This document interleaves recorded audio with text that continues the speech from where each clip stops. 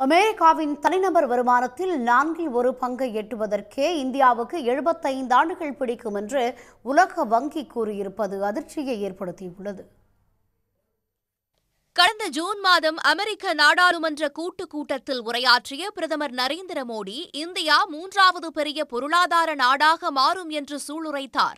கடந்த மாதம் கூட மும்பையில் நிகழ்ச்சி ஒன்றில் பேசிய பிரதமர் மோடி $5 டிரில்லியன் பொருளாதார இலக்கு பற்றி கூறியிருந்தார்.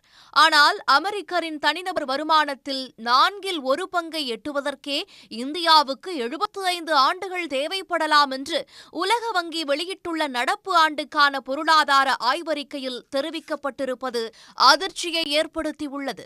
அதே நேரம் இந்த இலக்கை எட்டுவதற்கு சீனாவுக்கு வெறும் 10 ஆண்டுகள் போதுமென்றும் இந்தோனேஷியாவுக்கு 70 ஆண்டுகள் போதுமானது என்றும் அந்த அறிக்கையில் கூறப்பட்டுள்ளது.